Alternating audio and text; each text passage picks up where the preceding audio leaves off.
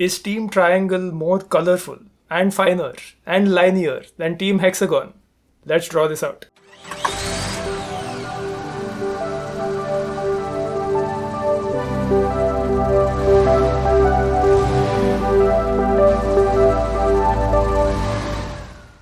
Hello and welcome to Stationery Test Drive, where our opinions do come in sets of 13 sometimes, and we have them about today's Triplus Fineliners. I'm Vishal.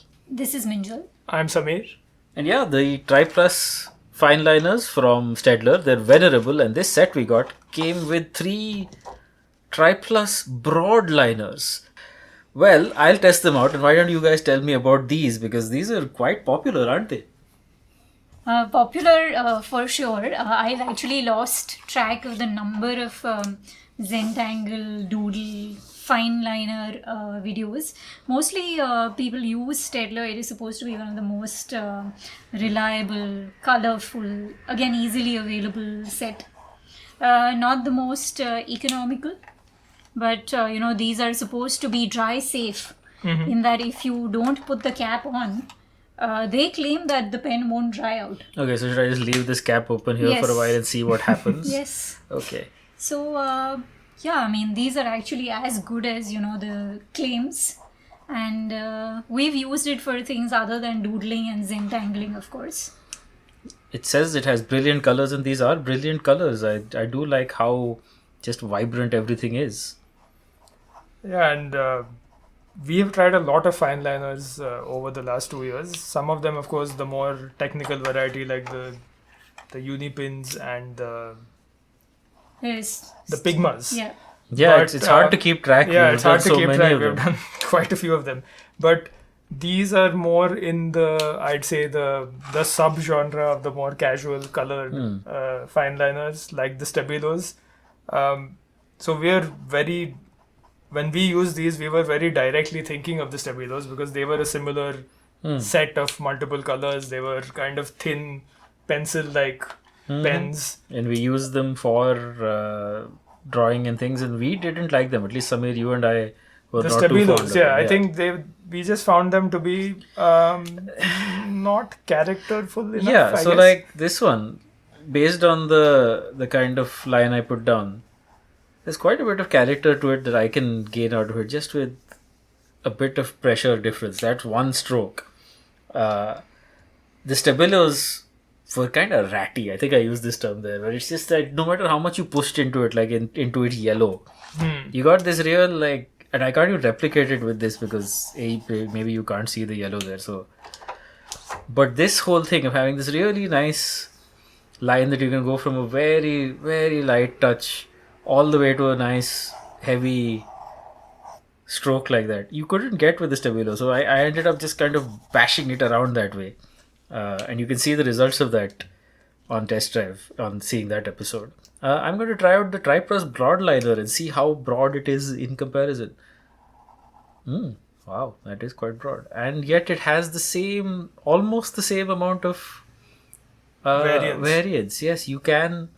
It's not as thin as that, but this broadliner can be a very light substitute for a fine liner. So there's that going for it. If you're getting this set, get this one. These are super popular among Zentanglers, you said? I do not Zentangle other than in this. They're fairly popular for scrapbook purposes, doodling, everyday writing. I tell you what, I love this teal color. Or teal, aquamarine, I don't know, your definition of it may vary. It's an unusual color, but it's a beautiful, beautiful version of that color. I think, to be fair, what we are finding to be a strength of this pen is probably what a lot of people find to be its weakness, which is that the line varies. Most people probably pick up things like the Pigmas and the Unipins because of the very consistent, unchanging line that you couldn't change even if you wanted to. Right, like the Stabilos, where I was never satisfied with the line because of how just kind of boring and uniform it was. Maybe that's a plus. It's not a triplus, but it's a plus for a fine liner when you want to zentangle.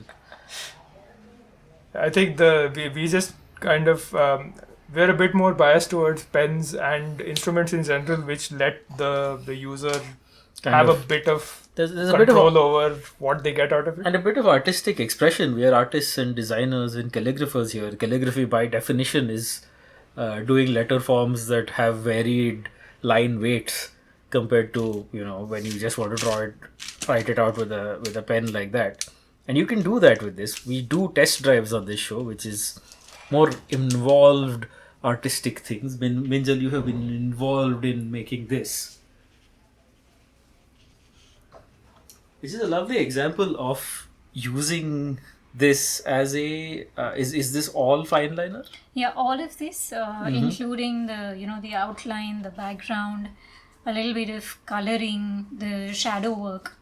My experience with the Staedtler Triplus was diametric to the Stabilo. In that the Stabilo I wanted to throw against the wall, break them, do destructive things to them. But these were really fun to use. In that, firstly, the body is like the body of the pen. I believe it's made of plastic, but it's really nice and light to the point where, when you're doing these strokes and, if you don't apply pressure, it almost feels like you're using a color pencil. And it has a really nice triangular shape. Yeah. So obviously, if you're clumsy, it's not going to roll off. It's fairly stable. And I really like the cap. I like the body of the pen, and they're just light to use. So if you want to just do, and it's not easy to do a background with like a fine liner, because it would mean you constantly keep making lines. Yeah. But this was okay. This didn't really feel like too much of an effort. Yeah, some pens fatigue you after a while, and this one does not. Like the bodies are actually the same on the broadliner and the fineliner. They just have a body colored one. The very fact that you have done something with a fineliner which would not be considered the usual thing to do with a fineliner. Yeah, correct. See, because you have your the one you had done with the Stabilo. This is for comparison. Correct. Let's maybe put both of them on screen at once for. And yes, you can see how the Stabilo has these very kind of dead, even lines. That was the difference. That they just felt heavy to use, and this the colors, firstly, very vibrant. There's a complete difference in the colors here. Like these just feel very forced, forced bright, if there is a term like that. These just feel more livelier, vibrant, joyful even. And again, we should stress that this is something that we really like. We love this difference between being able to pull line weights, is what I guess the technical term is. The outline is a proper, thick stroke, while these are like really light. But this is something people will really look for. So yeah, many would say that getting this sort of perfectly even, dependable line is what fineliners are for. But what we like is the fact that you can do that here, but you can also do something else. We like that variation, and we like that ability to adjust to different uses in one instrument. And in fact, I thought the broadliners, purely in terms of the color and application, was similar to the Stabilos. Yes, I guess, because if I'm not mistaken, the fineliners that we are talking about here, the Triplus, are a 0.2 or a 0.3. Whereas the broadliners are a 0.8, which is closer to the 0.7 of the Stabilos. Stabilo, yes. Right. And I think in terms of all these, line weights and unusual uses for this, Samir, I think you, in your test drive, got something quite different than any of us were expecting, and even you were expecting from a fineliner. Absolutely, because I think, again, we were very much thinking of the Stabilo when we did this set. So I tried to do something that was similar to what I did with the Stabilo, which is also a botanical flower drawing. I'll put that up on screen. And it was just such a different experience. The Stabilos, I had to just kind of draw parallel lines that were fairly uncontrolled to try to get any sort of variance with it. Whereas here I was able to do, we kind of shared this set between us, so I didn't have a light green to do the leaf color. So what I ended up doing was doing a very fine hatching of yellow as a base, and then green lines on top of it. So visually what you get is kind of a light green. And that's the way you would do it with something like color pencils. Yes, so I pretty much used it like color pencils, which is unthinkable with most actually most pens to. Yeah, I think which is the common thing that we discovered, right? That they're being sold as fine liners, but they work beautifully as like, just doing the background. Yes. They pretty much work like color pencils. You don't think of fine liners as something to fill up a space with or do like a wash with. And that's what we have both done in some ways. Right. Filling up an entire area with yellow. And yes, it's not perfect, but it's good enough that from any sort of normal distance, you can see a yellow leaf. I think it coheres, as you said, from a normal distance, but it's also perfectly fine to look at it up close and then discover those lines. And that sort of speaks to the vernacular of the actual fine liner medium.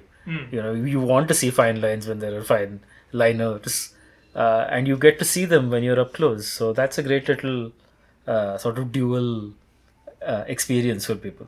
Yeah.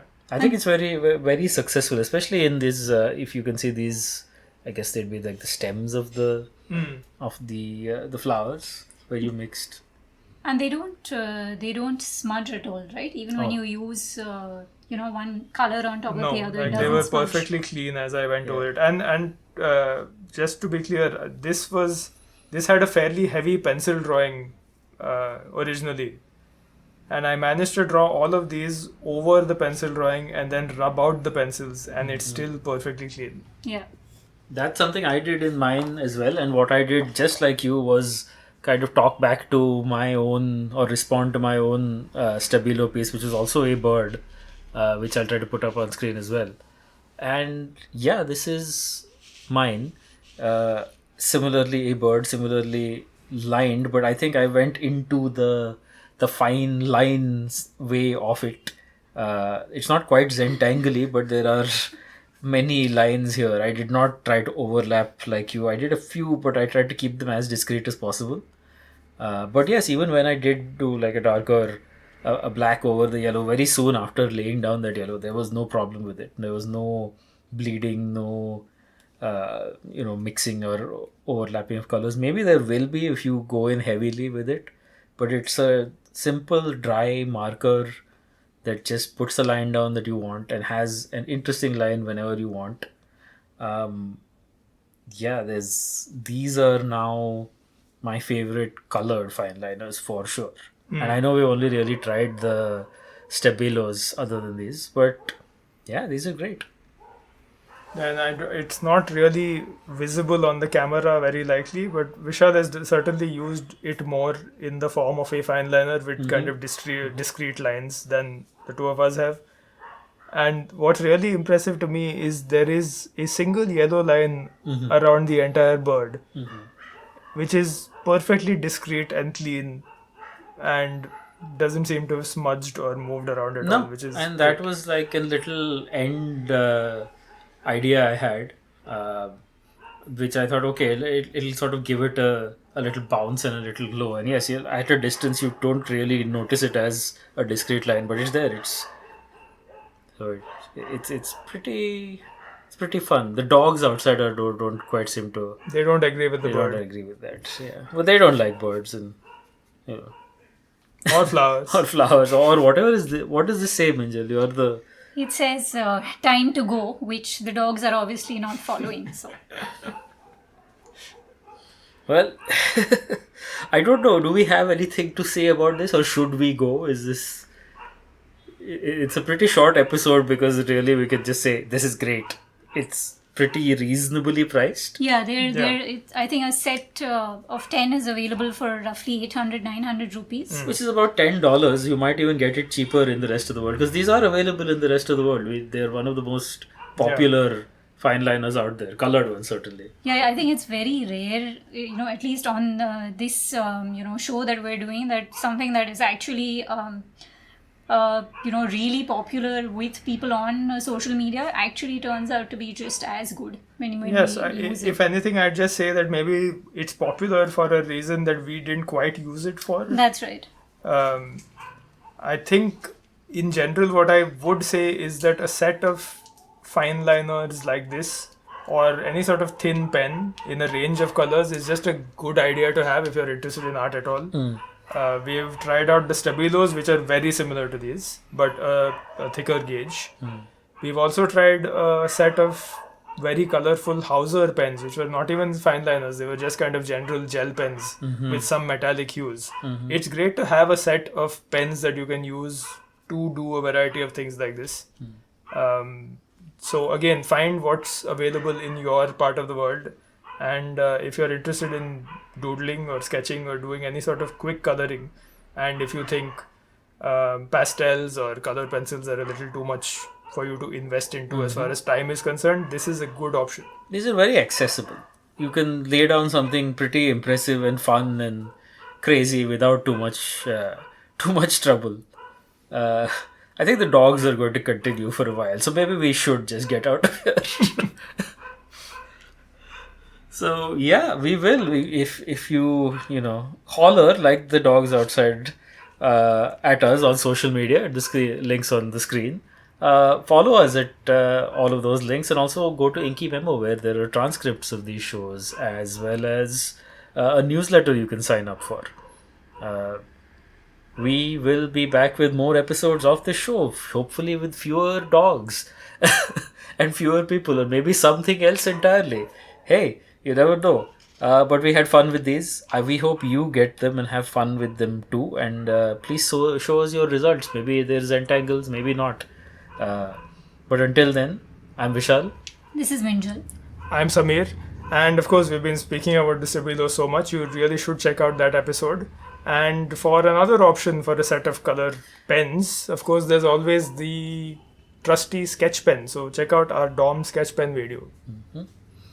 There's a fine line between a good fine liner and a great fine liner, and I think we found it.